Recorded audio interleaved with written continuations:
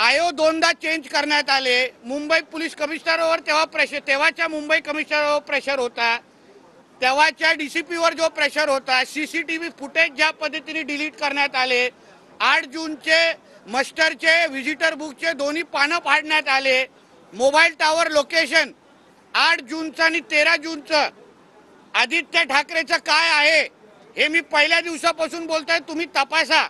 आमचं म्हणणं आहे की 8 जून आणि 13 जूनच्या त्या दोन्ही ह्याच्यामध्ये आदित्य ठाकरेचा हस्तक्षेप आहे। तो तिथे उपस्थित होता त्या पार्टीमध्ये आणि 13 जूनमध्ये तेव्हा महाविकास आघाडीचं सरकार होतं, वडील मुख्यमंत्री होते, तेव्हा ह्या सगळ्या गोष्टी लपवण्यात आल्या। पण आता मुंबई पोलिसाकडे जी काय माहिती मुंबई पोलिसाला पाहिजे, जी सत्य पाहिजे, सत्य माहिती पाहिजे, ती सगळी मी द्यायला तयार आहे।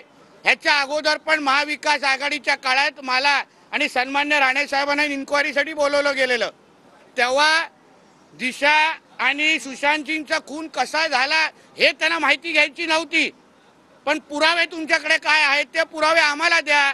आणि तेव्हा सातत्याने तिथून मातोश्रीवरून त्यांना कॉल येत होता, ते आम्हाला जाणवत होते। मी स्वतः काही गोष्टी तेव्हा बघितल्या होत्या। तर या सगळ्याची जी काही लपवाछुपी त्यावेळी झाली, आदित्य ठाकरेला वाचवण्याचा जो काही प्रकार झाला, या सगळीची जी सत्य माहिती आहे ती आता मी मुंबई पोलिसांना SITच्या समोर मी देणार आहे। मला ही माहिती आहे जी कानावर आलेली आहे की SITला बरेपैकी पुरावे सापडलेले आहेत।